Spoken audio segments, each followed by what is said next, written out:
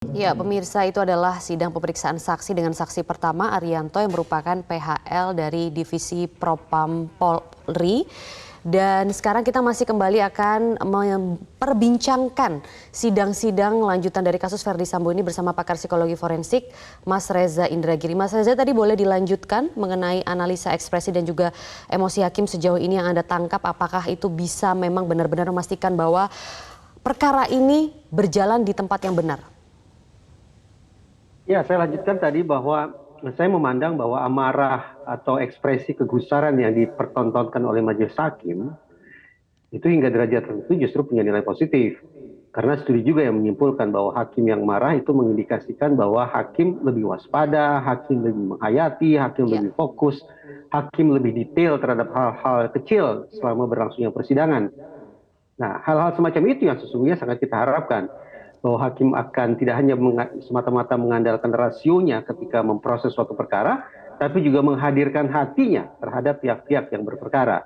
Kalau keterlibatan emosi dan rasio sudah berimbang, maka patut kita berharap bahwa putusan yang dihasilkan nantinya adalah putusan yang sungguh-sungguh adil.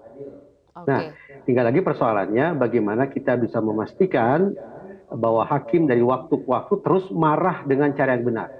Marah dengan cara yang benar itu seperti apa? Marah dengan cara yang benar adalah marah dengan alasan yang benar, dengan tertuju ke pihak yang benar, dan juga diekspresikan dengan cara yang benar. Sejauh ini saya melihat majelis hakim sudah mengekspresikan kegusaran atau amarah mereka dengan cara yang baik. Sekali lagi, dengan cara yang benar, tertuju ke pihak yang benar yang memang pantas untuk dimarahi, dan juga tersedia alasan yang kuat bagi hakim untuk marah atau untuk gusar. Baik, kita juga akan membahas mengenai ini, Mas Reza. Kan kuasa hukum Verdi Sambo beberapa kali menyinggung ada perihal kondisi psikolog almarhum dari Yosua. Nah, menurut Anda apakah hal ini memang bisa diangkat dalam persidangan? Sebenarnya apa yang ingin dibawa oleh kuasa hukum pihak Verdi Sambo kalau Anda menganalisanya? Kalaulah apa yang disampaikan oleh entah itu penasihat hukum, entah itu saksi, atau mungkin juga suatu saat nanti diutarakan oleh ahli itu terus-menerus berbicara tentang sisi negatif Brigadir Yosua mendiang, maka patut kita bertanya, ini profiling atau profilingan? Nah, itu pertama ya. Kenapa kemudian hasil profilingnya terus-menerus mengekspos sisi negatif Brigadir Yosua? Terlepas apakah sifat-sifat itu betul-betul ada pada diri mendiang Brigadir Yosua ataukah rekayasa belaka. Nah, kalau memang kita sebut ini sebagai bentuk profiling dan profiling itu dikenakan kepada mendiang Brigadir Yosua, Brigadir Yosua adalah korban, maka profiling ini bisa dikategorikan sebagai victim profiling, yaitu memotret sifat-sifat kepribadian dan perilaku korban, yaitu mendiang Brigadir Yosua. Tidak salah ada victim profiling, tapi mengejutkan karena pada saat yang sama tidak pernah terdengar sekalipun, paling tidak oleh saya, akan adanya criminal profiling. Bukankah pihak yang duduk di kursi pesakitan adalah Verdi Sambo dan Putri Chandrawati? Alhasil lebih mendesak, lebih penting, lebih relevan, dan semoga lebih bermanfaat apabila yang didedah adalah sifat, kepribadian, dan perilaku dua orang terdakwa tersebut. Dengan kata lain, criminal profiling semestinya didahulukan ketimbang victim profiling. Nah, kalau kemudian victim profiling, sebutlah demikian, victim profiling yang dikenakan kepada mendiang Brigadir Yosua terus-menerus berbicara atau mengangkat sisi-sisi negatifnya saja, maka saya justru mengendus ini laksana victim profiling beraroma criminal profiling. Jadi saya khawatir betul orang yang sudah meninggal dunia ini laksana sudah jatuh ditimpakan tangga pula. Dia sudah meninggal dunia akibat pembunuhan berencana, kemudian hari-hari belakangan ini dan boleh jadi ke depannya akan terus-menerus didiskreditkan sehina-hinanya. Kita masih ingat, pada episode awal terkuaknya kasus ini, terdakwa sempat mengatakan bahwa Brigadir Yosua melakukan aksi baku tembak. Jadi seolah-olah dia sudah berusaha untuk menembak, mematikan temannya. Tapi ternyata tidak demikian. Tidak pernah ada satu peluru pun yang keluar dari mendiang Brigadir Yosua. Itu contoh bagaimana stigma yang sedemikian buruk pendiskreditan yang sedemikian parah sudah coba dikenakan kepada mendiang Brigadir Yosua. Iya, ini yang kita khawatirkan ya Mas Reza, dan yang kita tidak mau. Ya, yang kita tidak mau nanti resikonya ini akan terjadi. Dugaannya adalah menurut misalnya pengalaman Anda atau pengetahuan Anda, apakah victim dan yang bertuju pada criminal profiling ini dalam persidangan itu bisa mencapai tujuan yang diinginkan dari para pelakunya? Saya yakin bahwa pihak-pihak yang melakukan victim profiling beraroma criminal profiling itu tentu punya tujuan hukum. Tujuan hukumnya apa? Tidak tertutup kemungkinan tujuan hukumnya adalah untuk mendatangkan manfaat positif bagi terdakwa. Yang saya maksud terdakwa dalam hal ini adalah terutama sekali Ferdy Sambo dan Putri Chandrawati. Kita tahu dua orang terdakwa ini terancam dengan hukuman maksimal, hukuman mati. Tentu mereka tidak mau dihukum mati. Mereka berharap adanya peringanan hukuman. Bahkan mungkin mereka berharap adanya pembebasan secara murni. Nah, caranya bagaimana? Caranya adalah antara lain, mereka harus bisa membangun sebuah klaim bahwa aksi jahat yang didakwakan kepada mereka itu ternyata ada peristiwa jahat pendahuluan. Peristiwa jahat pendahuluan yang selama ini berulang kali dituduhkan kepada mendiang Brigadir Yosua adalah kejahatan seksual.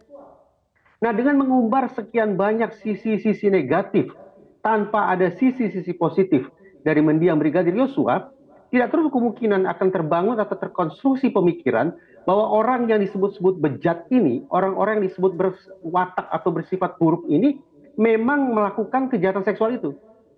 Nah, kalau kemudian simpulan absurd semacam itu sudah terbangun pula di benak majelis hakim yang kita hormati, maka kita khawatir bahwa akan ada pemakluman tanda petik terhadap perbuatan terdakwa, bahwa betapapun mereka bersalah, tapi ternyata kesalahan yang mereka lakukan ada pemaklumannya, yaitu mereka melakukan pembunuhan berencana karena sudah ada pihak yang merugikan diri mereka.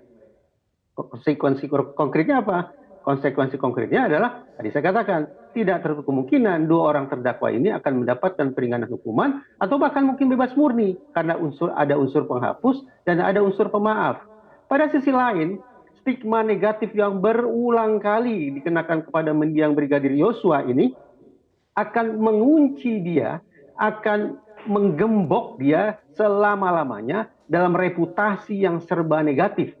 Tidak hanya itu merugikan mendiang Brigadir Yosua, tapi juga keluarga besarnya akan teringat oleh publik selama-lamanya bahwa orang yang sudah meninggal ini dulunya pernah disebut-sebut paling tidak sebagai pelaku kejahatan seksual terhadap istri komandannya sendiri.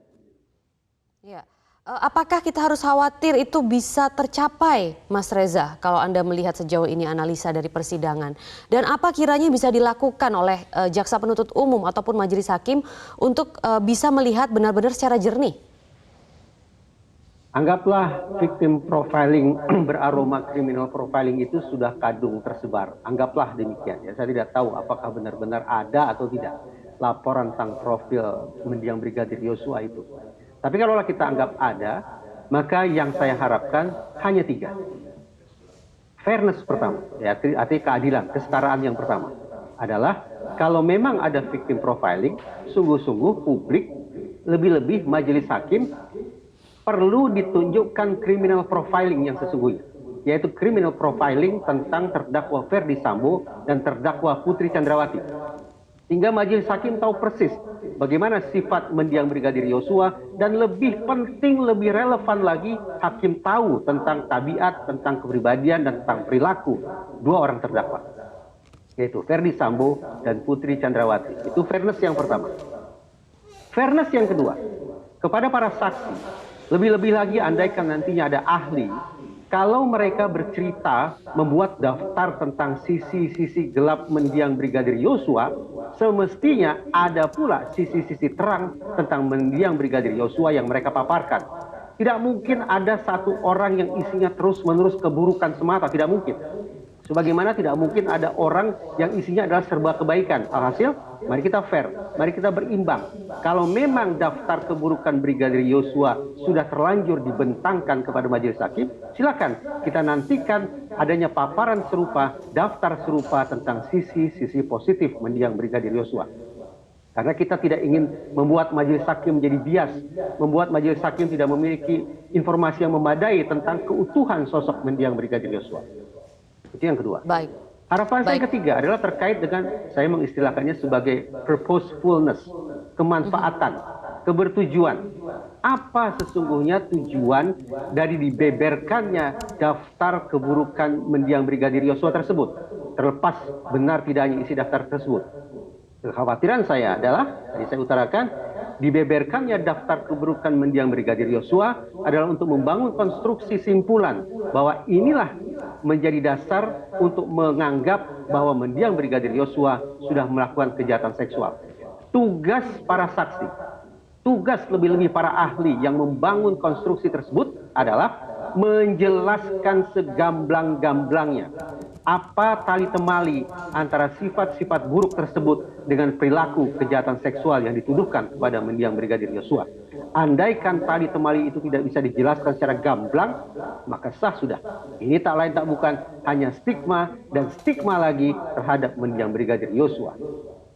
Baik, itu yang kita harapkan bisa dilakukan oleh para jaksa penuntut umum dan juga majelis hakim ya Mas Reza. Nah sekarang kita akan kembali ke persoalan saksi-saksi yang dalam tanda kutip itu bisa kita curigai adalah 3 orang. Daden, Kodir dan juga Susi. Nah misalnya saja Kodir ya, kalau contohnya kemarin tuh dia begitu lancar menjawab pertanyaan dari kuasa hukum Verdi Sambo dan PC sementara terlihat gagap saat menjawab pertanyaan dari jaksa dan majelis hakim. Tanggapan Anda kira-kira seperti apa dengan saksi yang seperti itu? Apakah ini kita bisa curiga bahwa ada kemungkinan persekongkolan dari kubu Verdi Sambo CS? Apa bisa dikatakan sikapnya mengindikasi kebohongan dan menunjukkan persekongkolan itu? Asumsi dasar terlebih dahulu bahwa setiap orang yang hadir di ruang sidang, siapapun dia, saksikah, terdakwakah, niscaya punya tujuan atau kepentingan hukum yang ingin dicapainya. Karena setiap orang yang hadir di ruang sidang ternyata punya kepentingan atau target hukumnya masing-masing, maka keniscayaan kedua adalah mereka pasti mengembangkan strategi tertentu untuk mencapai tujuan tersebut. Dengan demikian, dengan asumsi yang mendasar semacam ini, kita punya alasan untuk menaruh syakwa sangka bahwa saksi-saksi pun menggunakan strategi tertentu untuk mencapai tujuan tertentu. Kalau ternyata para saksi yang dianggap mengutarakan informasi tidak valid, para saksi yang dianggap majelis hakim tidak kredibel itu berpihak pada salah satu kubu, maka misalnya kita anggaplah bahwa para saksi tersebut berpihak pada terdakwa, maka kita bisa bayangkan bahwa strategi yang mereka bangun di ruang sidang, informasi atau keterangan yang mereka paparkan di hadapan majelis hakim adalah strategi atau keterangan yang menguntungkan pihak terdakwa. Bagaimana strategi itu dibangun? Caranya banyak. Antara lain adalah dengan mengedukasi, tanda petik, mengedukasi para saksi agar memberikan keterangan sebagaimana yang diinginkan oleh pihak-pihak yang paling berkepentingan dalam persidangan tersebut. Contohnya, tadi Mbak Maria sudah katakan, ketika diajukan pertanyaan oleh salah satu pihak, jawabannya spontan. Responnya sedemikian cepat. Tapi saksi yang sama, ketika diajukan pertanyaan serupa oleh pihak yang berbeda, jawabannya jauh dari spontan. Jawabannya lama sekali jedanya. Bahkan acap kali saksi tiba-tiba mengatakan tidak tahu ataupun lupa. Sikap atau perilaku yang diskriminatif macam itu memberikan alasan bagi kita untuk sekali lagi menaruh kecurigaan bahwa saksi-saksi ini memang tidak kredibel. Saksi-saksi ini menyampaikan keterangan bukan berdasarkan ingatan murni mereka atau pengetahuan murni mereka tentang apa yang sudah mereka lalui, tapi lebih berdasarkan ingatan-ingatan yang ditanamkan ke dalam proses berpikir mereka. Ini termasuk istilahnya adalah false confession, pengakuan atau keterangan yang ngawur, keterangan yang mengada-ngada, keterangan yang palsu yang barangkali masuk tipe 2, yaitu keterangan palsu, keterangan mengada-ngada yang diberikan karena saksi sudah mendapat tekanan sebelumnya. Oke, Mas Reza, sebelum kita lanjutkan pertanyaan, ini kita juga akan mengabarkan kepada pemirsa yang saat ini juga menyaksikan Breaking News Metro TV di ruang sidang yang berbeda. Saat ini adalah sidang lanjutan dengan kasus yang sama, masih perintangan penyidikan dengan 2 terdakwa yang berbeda, yaitu Cuk Putranto dan Baikuni Wibowo. Saat ini sidang putusan sela dengan terdakwa Baikuni Wibowo sedang berlangsung juga di Pengadilan Negeri Jakarta Selatan. Di samping ada sidang perintangan penyidikan dengan terdakwa Agus Nurpartia dan juga Hendra Kurnia Kurniawan dengan agenda pemeriksaan saksi. Tadi masih kita lihat baru pada saksi yang pertama yaitu Arianto yang merupakan PHL dari Divisi Propam Polri. Memang dari 10 saksi yang rencananya akan dihadirkan oleh Jaksa Penuntut Umum hari ini dengan terdakwa Hendra Kurniawan dan Agus Nurpatria, ini baru satu saksi saja yang tadi terlihat hadir dan sudah memberikan keterangan kesaksiannya di depan majelis hakim. Kita akan lanjut untuk menganalisa beberapa saksi-saksi yang sudah hadir lagi bersama dengan pakar psikologi forensik Mas Reza Indragiri. Mas Reza, kalau tadi kita sudah membahas gitu ya mengenai kodir, sekarang kita akan menyinggung sikap dari salah satu ART Verdi Sambo yaitu Susi yang kita lihat beberapa hari lalu saat memasuki ruang sidang itu terlihat memeluk, kemudian mencium tangan Putri Chandrawati dan juga mencium tangan Verdi Sambo. Dan di sela-sela sidang juga Verdi Sambo dan Putri Chandrawati kompak memeluk Susi. Pelukan yang membuat tangisan Susi ini pecah di sini. Nah, bagaimana Anda melihat hal ini? Apakah memang ada maksud tersirat dari tindakan yang dilakukan oleh Susi menunjukkan kedekatan begitu yang mengindikasikan adanya misalnya tadi persekongkolan di antara mereka, dan sejauh mana tindakan-tindakan seperti ini bisa berdampak terhadap persidangan, Mas Reza? Tadi kita sempat singgung tentang dinamika atau kemunculan emosi dari majelis hakim. Nah, sekarang kita berbicara tentang hal yang sama, tapi tentang subjek yang berbeda, yaitu tentang letupan atau ekspresi emosi dari saksi Susi dan terdakwa Verdi Sambo serta terdakwa Putri Chandrawati. Awam acap kali beranggapan bahwa sidang itu hanya boleh diisi oleh rasionalitas saja, hanya akal sehat saja, hanya proses berpikir saja. Perasaan atau afeksi atau masyarakat juga secara populer menyebutnya emosi dianggap sebagai hal yang akan bisa merusak karena rasio dan emosi seolah-olah tidak bisa berjalan beriringan. Saya menentang anggapan sedemikian rupa. Bagi saya, yang hadir di ruang persidangan termasuk majelis hakim pun sesungguhnya adalah manusia sama dengan kita. Di dalam dirinya ada kognisi, di dalam dirinya juga ada afeksi. Alhasil, pemunculan afeksi atau perasaan-perasaan atau emosi di ruang sidang adalah suatu hal yang menurut saya wajar belaka.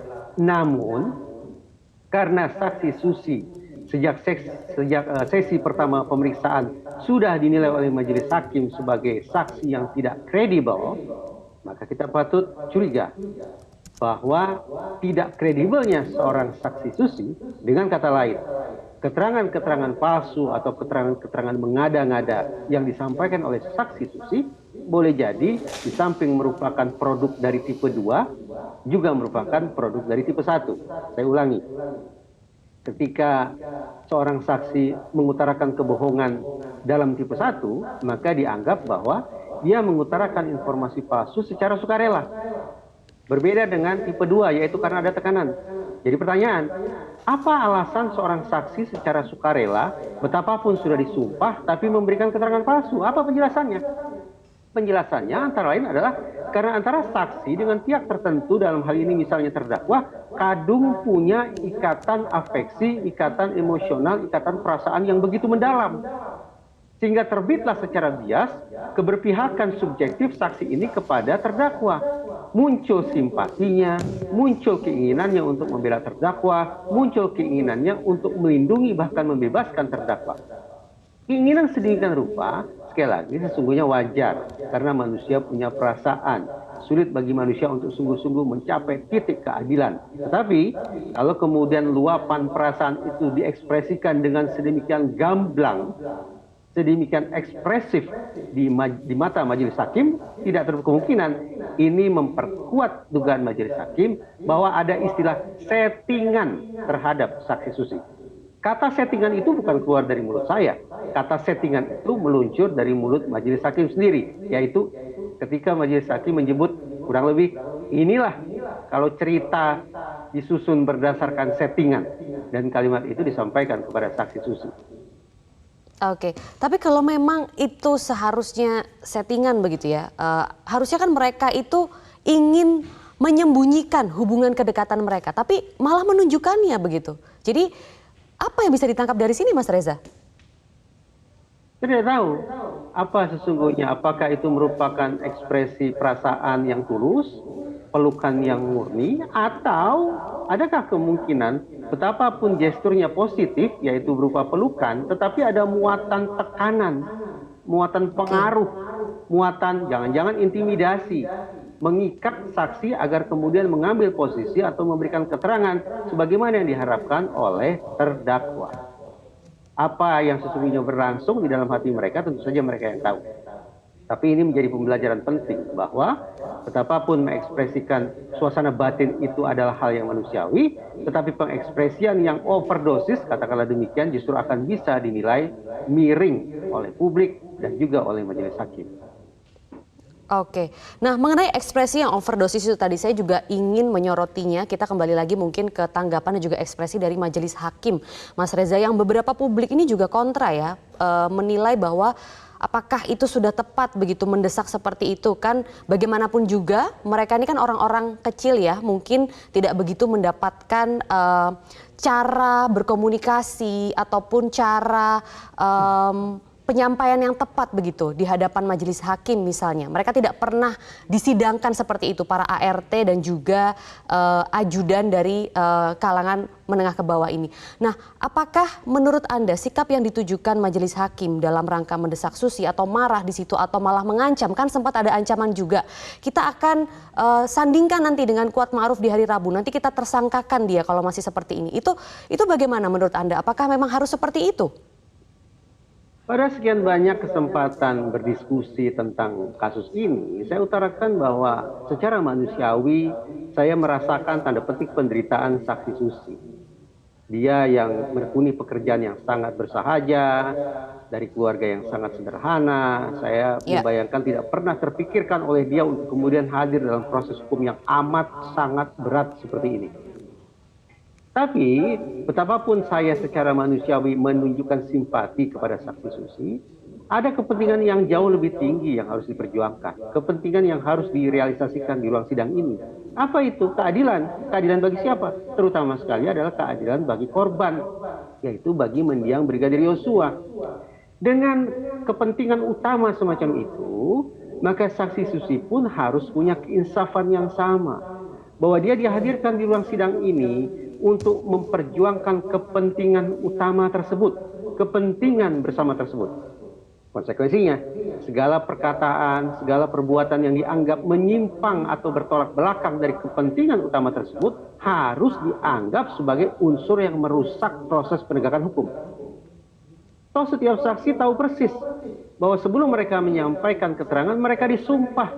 Dan isi sumpahnya sederhana, hanya satu, yaitu saksi diminta menyampaikan keterangan dengan sejujur-jujurnya. Kalau kemudian saksi siapapun itu, dari kelas atas kah, dari kelas bawah kah, mengabaikan isi sumpahnya sendiri, sudah jelas ini bukan merupakan tindak tanduk yang diharapkan oleh siapapun, terutama sekali tidak diharapkan oleh majelis hakim. Lantas, apakah majelis hakim sudah proporsional dalam memperlakukan saksi Susi yang tadi Mbak Maria sebut berasal dari kalangan sosial ekonomi bawah? Menurut saya proporsional. Inilah contoh amarah yang benar, bahwa secara objektif sesuai ketentuan yang berlaku, majelis hakim mengingatkan saksi tentang resiko-resiko yang akan bisa dia alami ketika dia terus-menerus mengumbar kedustaan atau menyampaikan informasi yang mengada-ngada. Jadi itu bukan ancaman ya, Mas Reza ya. Kalau publik menilainya itu adalah ancaman begitu, itu sebenarnya bukan. Itu adalah informasi yang harus Susi ketahui begitu ya? Harus diketahui oleh saksi, dan informasi atau sebutlah ancaman sekalipun. Ancaman yang disampaikan oleh majelis hakim itu adalah ancaman yang sesuai dengan kaidah hukum. Bukan ancaman premanisme.